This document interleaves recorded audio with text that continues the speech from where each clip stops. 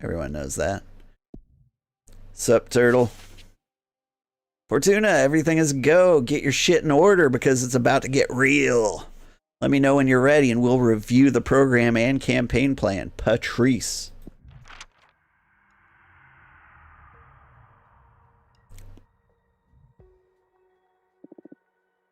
How are you? Ready. Focused. Good. Hold on to that fuel. Did you meet with Dahlia and Jasmine? Yes, I did. How'd they take it? I believe we're fine. All's good. Really? You promised we'd always be friends no matter what. Ugh, so corny. It's gonna be the weirdest political race in the universe.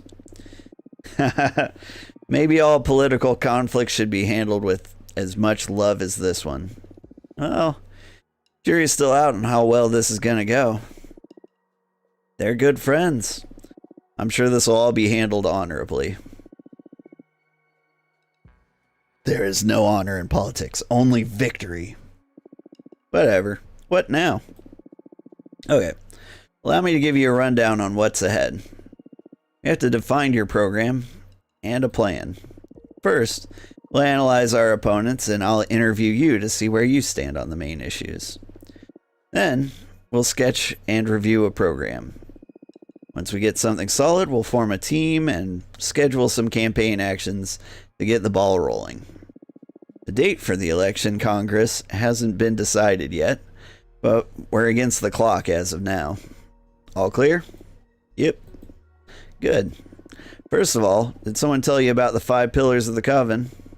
You know, judgment, law enforcement, forbidden arts, mortal affairs, and witch duties. Do you need me to explain about them? I know all about them. Good. Let's start dissecting our rivals then. Who do you want to start with? Your choice. Alright, Dahlia then. Dahlia is not from Earth. On our home planet, politics have evolved and twisted more than anywhere else in the explored universe. She comes from the demonic desert lands where matriarchy-based warlordism and chieftainship are primary form of organization, even nowadays. Not saying to underestimate her, but we can expect her not to be well prepared to navigate the intricacies of a political campaign. On the other hand, Dahlia's politics seem to be very different from her homeworld. From what I've gathered, her focus seems to be on collectivizing the Coven's duties and responsibilities, distributing the Coven's power horizontally. Level the playing field is practically her slogan. Well, how'd you manage to get all that info in so little time? Please. I'm a detective, sis. This was barely scratching the surface. Now focus. Her program to achieve is this. Judgment by referendum. Dahlia argues that in a community this compact, we should account for every member's input, regardless of their backgrounds and preparation. Enforcement.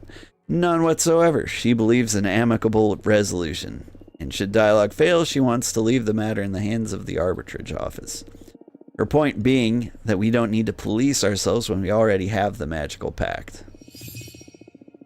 Forbidden arts allow free access to any kind of magic and controlling them through education, not banning. Mortal affairs cut all ties with mortals. Dahlia believes that we're too privileged to be messing with people's lives. She thinks we should leave them to be and focus on the cosmic and magical. Witch duties, magical tax. Have every member of the coven share a percentage of their magic output to pool our resources for the benefit of the clan. Finally, she believes we should scatter Idana's remains so more witches can ascend and the coven can become more diverse. As you can see, Dahlia is betting on a kind-hearted community that requires goodwill to work. Almost utopic, I'd say. Do you think it is the best strategy to undermine her program?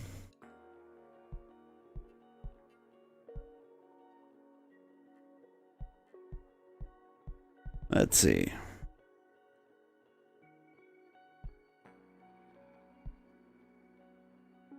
I don't want to undermine it. It's pretty cool.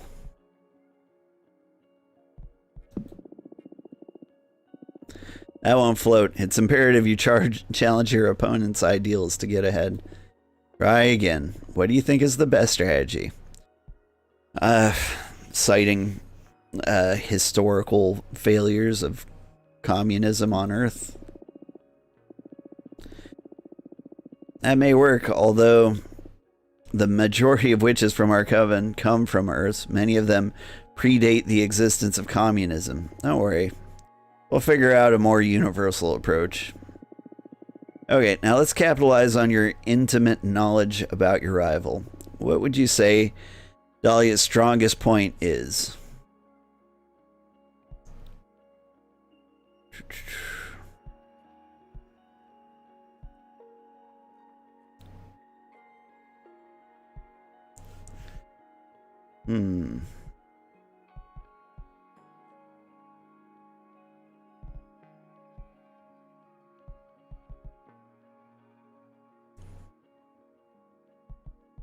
She embodies the winds of change. Anyone fed up with Idana's abuse is likely to support Dahlia. Good point. I don't think it'll pay to be even more radical than her.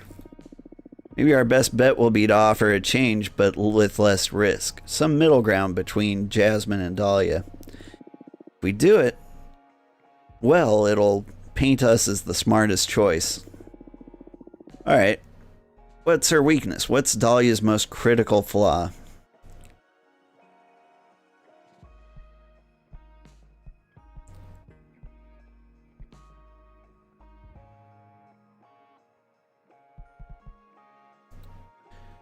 She's impulsive, impatient, and gets angry easily. Good. We can provoke her during a debate. The Coven is sure to question her ability to rule. Should be on the lookout for opportunities to get her mad during the campaign. Is that really necessary? It's your call, but if we don't exploit your opponent's flaws, it'll make it less likely for you to become the next leader. Politics are ugly, I know. But also, let me tell you, you should expect the same from your rivals. Friends or not, I'm sure they won't be pulling any punches. Be ready. Already regretting this. But sure, whatever, I'll handle it. Shall we go over Jasmine now? Yeah, sure. Jasmine was born in a small English town during the Industrial Revolution, circa 1800. That put her in a cultural sweet spot for amassing sympathies of the Coven. She's a young witch in the eyes of the eldest medieval and ancient witches, but not so alien as us contemporary witches with our world wars, TV, internet, and other global lunacies. Jasmine gets along with us, but it's also part of the last decent generation, according to the most conservative witches. Her politics are a liberal revision of Idana's removing the most tyrannical mechanisms by reducing punishment and responsibilities. That will maintain the status quo, but give more room for individualism and personal enterprise, free from so many duties and the fear of failure. Her program to achieve is this. Judgment will be performed by a quorum of the 4 eldest witches in agreement with the leader, as the sweetest candy of her program for the old lot. Enforcement will work with a system of strikes. She hasn't specified how many yet, but should a witch accumulate enough warning, she will be expelled from the Coven. Way less radical than exile, and the worst case scenario is freedom to start anew elsewhere. Regarding Forbidden Arts, she won't change a thing. Anything deemed dangerous by the eldest witches will be banned. Then, for mortal affairs, Jasmine proposes a model of protection and guidance. It's good. What is good for humanity? What should we protect them from? Guess that'll be determined by the quorum of the oldest. Lastly, for witch duties, she proposes a policy of no vigilance. Jasmine argues that we should trust every sister and will have the Coven's interests in mind that there's no need to evaluate or impose any duties on any member. And of course, regarding the trending topic, Jasmine wants the Coven to devour Adana's corpse so we all become more powerful. Take a minute to interiorize Jasmine's program. Sure. Done? Done. Perfect. So tell me now, what do you think is the best strategy to undermine her program?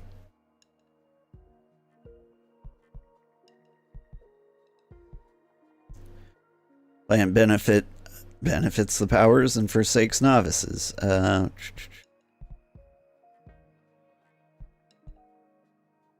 don't want to undermine it. It's pretty cool. Again? You're just messing with me now, right? Yeah, sorry. What do you think the best strategy is to undermine your program? The way it benefits the powerful. Ah, interesting. If we adopt this strategy, we may polarize the Coven's opinion. But in the long run, we could gather support of the young and weak, plus support of the most compassionate elders. It may do the trick. Good. Good. Now to assess the candidate herself. Let's use your privileged info on Jasmine. What would you say Jasmine's strongest points?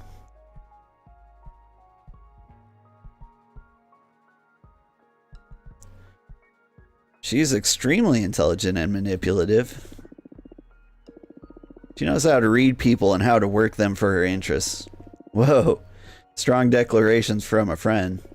I mean, she's really kind and thoughtful. I don't even think she does it on purpose most of the time. It's just her nature. She has a way of talking you into things, you know? I understand. This is the hardest quality to battle against. If we can't overpower her dialectically, we'll need to fight her with strong action. So we hit her. Now, to her flaws. What would you say is Jasmine's weakest point? Her chin. Let's see. She's easy to intimidate. Her anxiety. She's easy to intimidate. Oof, that's an ugly road you're suggesting. But should the suggestion get desperate for us, we could try to scare her into place. Nothing aggressive, of course, but there are many ways to produce threats and fears to throw her off her game. I feel so bad doing this. Toughen up, Fortuna. Her advisors will be doing the same about you, no doubt. Plus, these are emergency resources. If we play our cards right, we can hope for a clean victory. Focus on bringing your best game. I won't have to push any ugly buttons. Talk about pressure. Alright, now for the third candidate. What? There's more? Of course, no one told you? No, who is it? No one truly thinks she possesses any threat to Dahlia or Jasmine, but she is a candidate nonetheless. We should study her.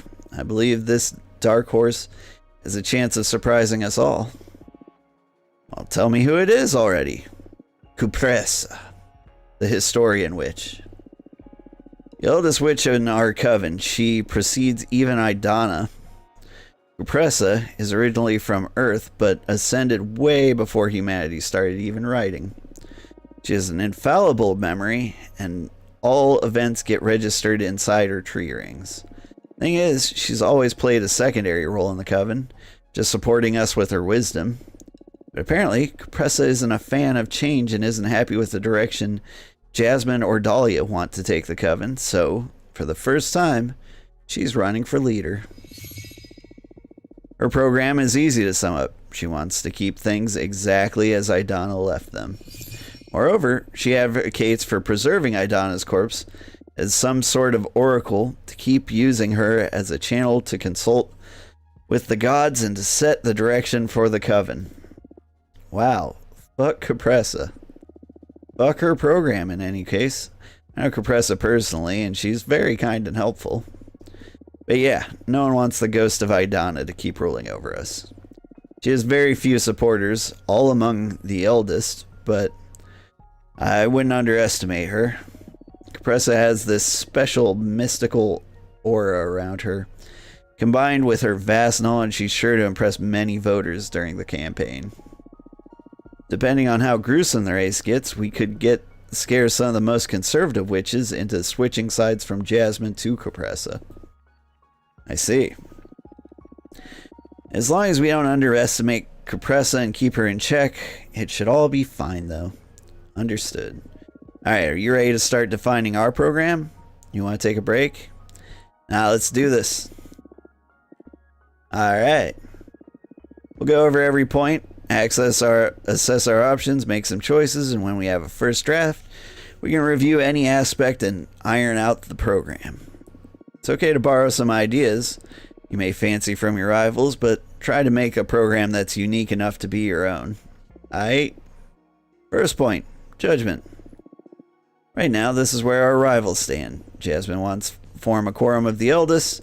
Dahlia wants to introduce judgment by referendum. Capressa wants to keep Idana's runic judgment. What type of judgment do you prefer?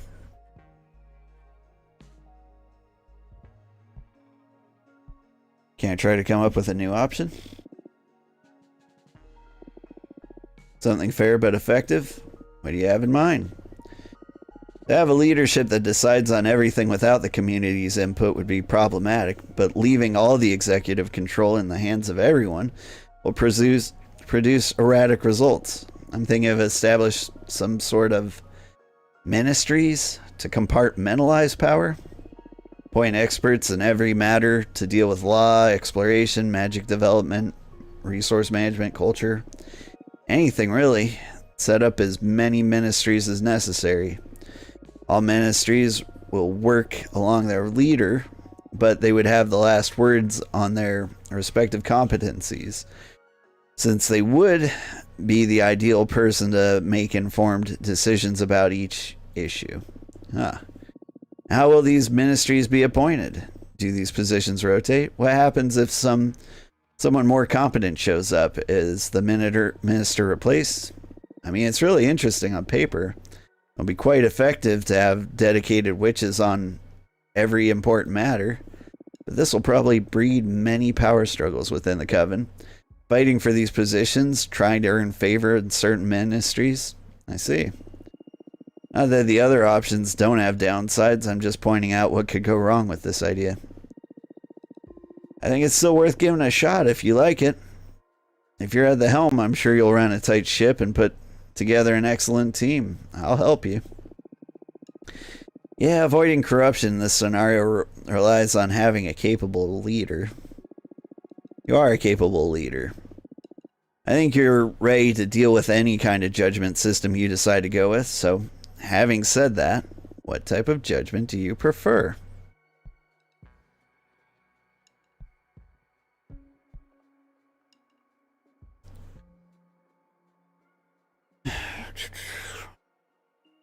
I'm gonna go with referendum. Isn't Fortuna's idea of dividing all power among members via referendum a beautiful idea? It is beautiful. It would be something far-fetched for a bigger society, but provided the coven stays within the hundreds, it's feasible. It'd still be quite cumbersome, and we need to keep in mind that the most popular option isn't always what's truly best, but it'll always keep the majority satisfied. Let's make us weaker, but happier? Can't tell. It's never been done before in a coven that I know of. Okay, so what type of judgment do you prefer? I'm sticking with the referendum. Gotcha. Now on to law enforcement. These are the stances of the competitor. Jasmine wants warnings leading to expulsion. Dahlia advocates for amicable agreements supported by the arbitrage office. Capressa wants to keep exile as punishment.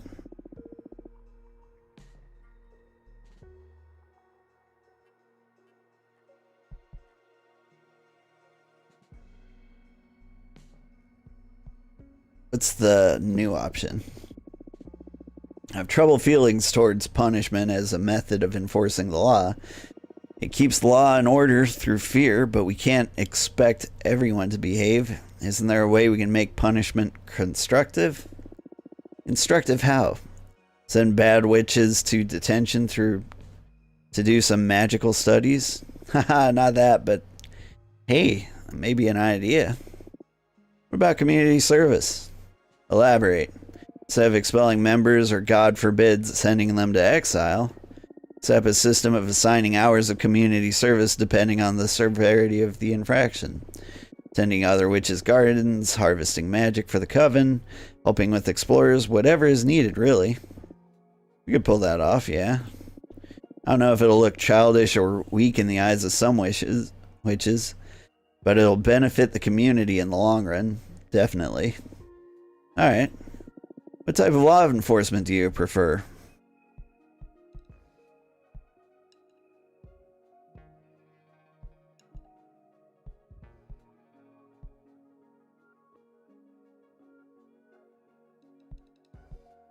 Fuck exile.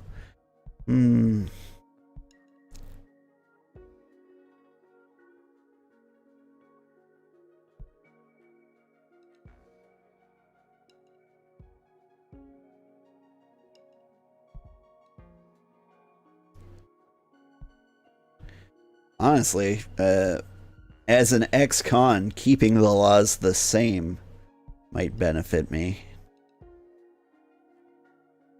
Because anything I do pick would seem self-serving. Actually, I want amicable resolution. May seem naive, but what is there to police, really, if we already have an arbitrage office? It's ideal and quite beautiful to trust in our sisters' ability to coexist, but the arbitrage office only really covers the magical pact. Shouldn't we have a way to mediate more mundane conflicts in the coven? The arbitrage office won't interfere with issues like who has rights to newly discovered domain or who should be responsible for a common project gone wrong. What do we do in those cases? I guess Dahlia would leave that in the hands of a referendum. We could do the same.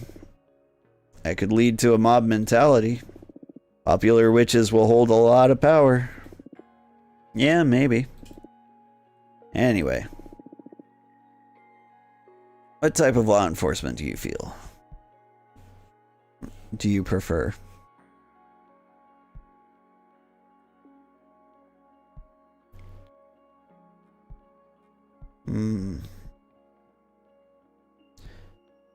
You go with amicable resolution.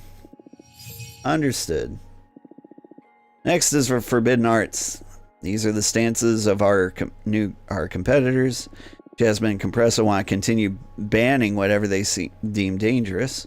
All you want is to give free access to any kind of magic, but to enforce education so that we all know what we're dealing with. How do you want to go about dealing with the forbidden arts?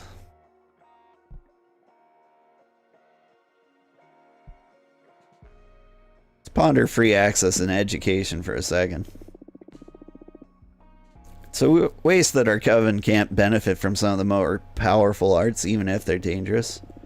Maybe we shouldn't grant access instantly, but we could open them up gradually as we educate members on the implications and responsibilities of each spell.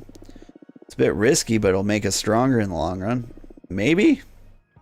Not well versed on the topic, so I'll trust your judgment. Let's ban.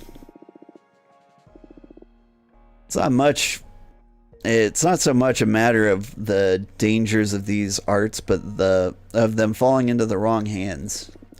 Powerful or dangerous arts could be a great asset to the coven, but opening doors to use them may lead to catastrophic consequences. I don't have strong opinions on this point. Your call. How do you want to go dealing with it? We're going with banning. Wonderful. Now on to mortal affairs. These are the stances of our competitors. Jasmine said we should guide them, take care of them. Dahlia proposes cutting all ties. She believes that we shouldn't abuse our privilege over them and just let them be. Compressa wants to continue exploiting them for our benefit. What's your stance? What are the other options? I don't know. If you want to propose alternatives for our program, it should be something drastically different. Just some iteration of our rivals' ideas would feel uninspired or derivative. What about this? We reveal the existence of witches to mortals. Whoa, coming out strong. What's your angle? Whatever decision we make regarding mortals will be morally gray, since they don't know about us. I propose here is a simple concept. The truth. Definitely stir up some chaos at the beginning, but in the end, wouldn't it be better if we develop a working relationship and make them aware of our capabilities? Let them ask directly for what they need. That is beautiful. But didn't you pay attention in school? Humanity has a troubling relationship with witches. They burned us for sport. They burned poor innocent women. What can they really do about the real deal? It's like revealing the existence of lions to a rabbit. They can hide or reject us, but no way will they be able to hurt us. Hey, you're underestimating mortals' drive to destroy things, but sure. That could make our program look strong. We can spin a good angle from it. Prepare to be attacked in any debates, though. Let's see.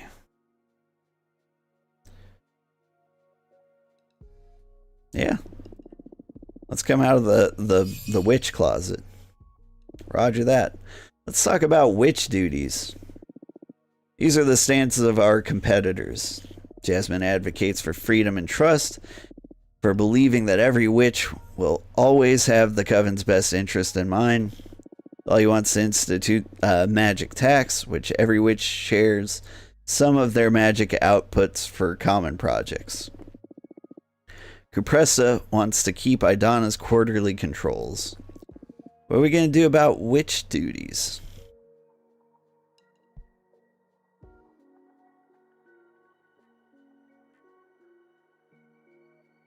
I honestly like the magic tax. What's the new option?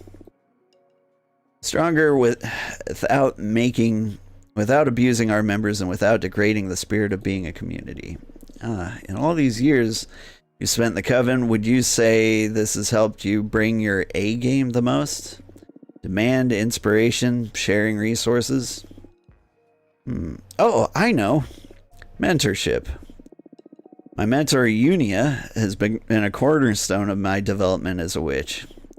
What do you say we institute a mentorship program? It's a great idea. Right now, one of the most pressing issues within our coven is the power gap between novices and elders. Will help tighten the relationship between different generations of witches, too. I like it. But this idea will be better received among the novices than the elders. Old witches won't really be getting anything out of this deal, so it'll be a tough sell for the less charitable conservatives. Mentorship requires a lot of time and work, so it'll get in the way of many of the elders' plans. You yourself will be forced to take on some apprentices. Think about what that'll mean for your lifestyle. I see. What are we going to do about witch duties?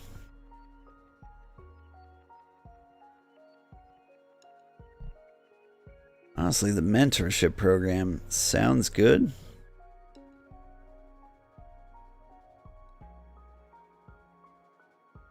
Yeah. Mentorship. Understood.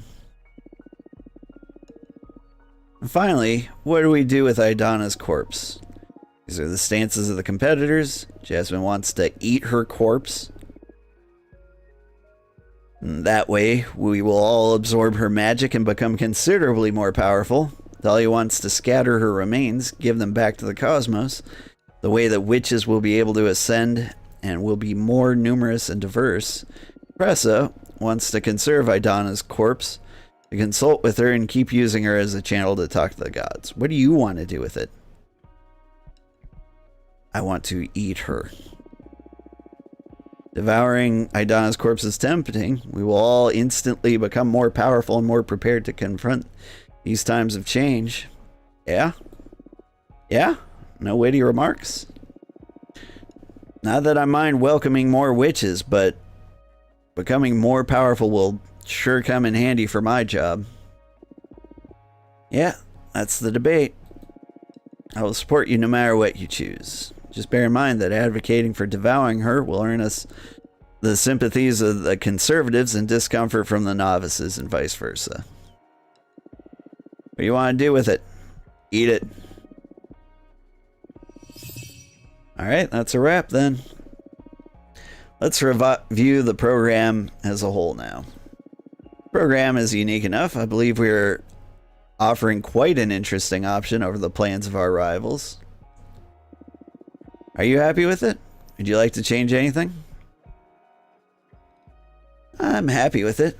We've got 2 Dahlia suggestions, Jasmine suggestion, and a tree suggestion. Let's see, 2 unique suggestions and another Jasmine in here. It's very balanced, and that's kind of what I want. Great, wonderful, fantastic. Now, take a minute to look at our program. Internalize it, believe it, make it yours. Yeah.